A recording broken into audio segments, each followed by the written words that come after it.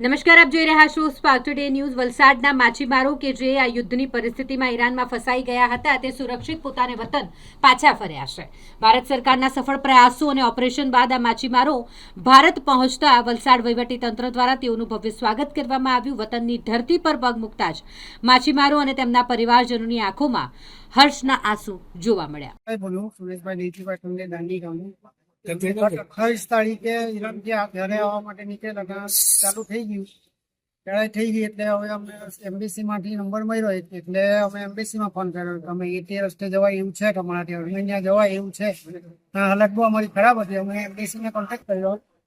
પહેલા તો આપણા અહીંયા વલસાડમાં આપણા ધવલભાઈ સાંસદને કોન્ટેક્ટ કર્યો એટલે તો આગળની પ્રોસેસ માટે અમે એમને ફોન કર્યો। અમે ગત 28 તારીખે અર્મેનિયા જવા માટે નીકળેલા। અહીંથી પછી અમને ખબર પડી કે ભારત સરકાર બધી સુવિધા આપે છે। અમને જે અર્મેનિયા જવા માટે જે બસનો ખર્ચો, ત્યાં હોટલમાં રહેવાનું, ખાવાનું, પીવાનું બધું આપણે કેન્દ્ર સરકાર અને આપણી રાજ્ય સરકાર દ્વારા બધો અમને રાહત મળી। એ બદલ એમનો આભાર। મુખ્યમંત્રી છે આપણા ભૂપેન્દ્રભાઈ પટેલ, પ્રધાનમંત્રી નરેન્દ્રભાઈ મોદીજી, પછી આપણા ધવલભાઈ પટેલ, અમને સ્વાગત કરવા માટે આવેલા વાણિજ્ય મંત્રી આપણા હર્ષભાઈ ગોવિંદભાઈ, એને અમારું સ્વાગત કર્યું હતા ચેન્નાઈમાં। અમે ત્યાંથી પછી ઈરાન અર્મેનિયાની બોર્ડર વટાવી જે કંઈ બસ અને જે કંઈ હોટલનું હતું એ બધું આપણી સરકારે ખર્ચો ઉઠાવ્યો, એ બદલ સરકારનો અમારો આભાર। અને અમને હેમખેમ ઘરે લાવ્યા એ બદલ અમારો ખૂબ ખૂબ બધા અમારા માછીભાઈઓ તેમજ અમારા માછીભાઈઓના પરિવાર તરફથી સૌને અમારું સ્વાગત કર્યું એ બદલ અમારા માછી સમાજના સભ્યો બધા અહીં ભેગા મળેલા, અહીંયા વલસાડના આપણા બધા સભ્યો, મંત્રીઓ બધાને અમારો ખૂબ ખૂબ આભાર। અને અર્મેનિયાથી અમને અહીંયા ચેન્નાઈ ઉતાર્યા। ચેન્નાઈથી જે અમે અહીંયા વલસાડ પહોંચવા માટે જે બસ થતી હોય, જે વચ્ચે રસ્તે ખર્ચો થતો એ પણ આપણી સરકારે આપ્યો, એ બદલ અમારે ખૂબ ખૂબ આભાર સરકારને। કેટલા લોકો હતા?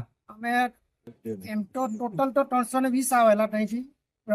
અમે 72 ગુજરાતીઓ હતા। 72 ગુજરાતીઓ માટે 2 બસ સરકારે કરી આપેલી અમને। એ બસ દ્વારા અમે અહીંયા વલસાડ આજે પહોંચ્યા છે। અહીંયા પણ અમારું સારું એવું સ્વાગત કર્યું બધા આપણા માછી સમાજના સભ્યો, અહીંયા જિલ્લા પંચાયતના બધા સભ્યો સર, એ બધા અમે બધા માછીમાર તેમજ માછીમારના પરિવાર તરફથી સૌને ખૂબ ખૂબ આભાર। મારું નામ છે રાજેશ પટેલ, વલસાડ ઉંટડી। અમે ઈરાનમાં માછીમારી તરીકે ધંધો કરવા માટે જતા રહેતા છે અહીંથી, ઇન્ડિયાથી। તો 28 ફેબ્રુઆરીના દિવસે અચાનક બોમ્બ ધડાકા થયા। અમારે દરિયામાં કામ કરતું જીપીએસ, કંપાસ બધું કમ્પ્યુટર બંધ થયા ને પછી અમે કિનારે આવીને બેઠા તો પછી ખબર પડી કે ઈરાનમાં લડાઈ ચાલુ થઈ ગઈ છે। ઇઝરાયલ, અમેરિકા, બેરિંગ, કુવેત બધી જગ્યાથી ઈરાન ઉપર બોમ્બની વરસાદ વરસતી હતી। અમે ગભરાઈને 1 મહિના ઘરે રૂમમાં બેઠા।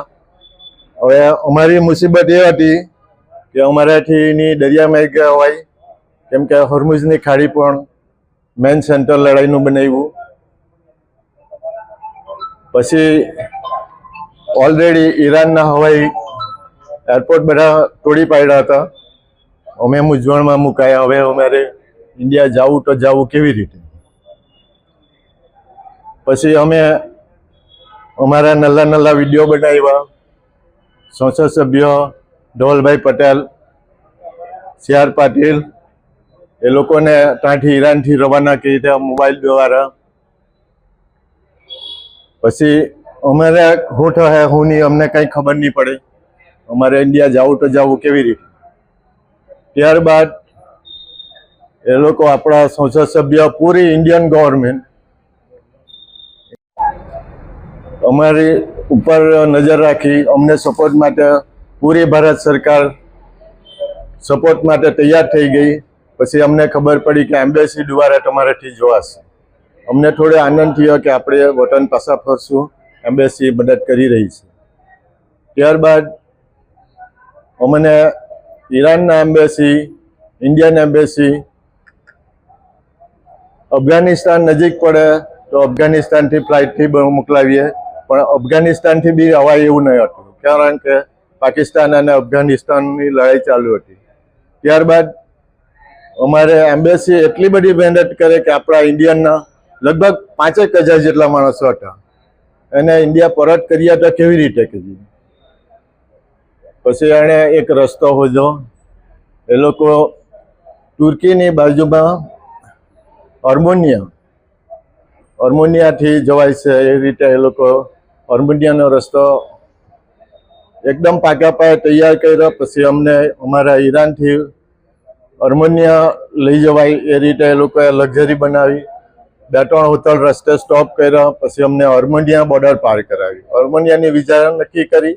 અર્મોનિયા બોર્ડર પાર કરી 1 અઠવાડિયું અર્મોનિયા રાખી. હોટલમાં અમને રાખ્યા. પછી અમારી શનિવારે ફ્લાઇટ થયું. એમાં 350 જેવા માણસો અમે ચેન્નઈ માટે લેન્ડિંગ થયા હતા.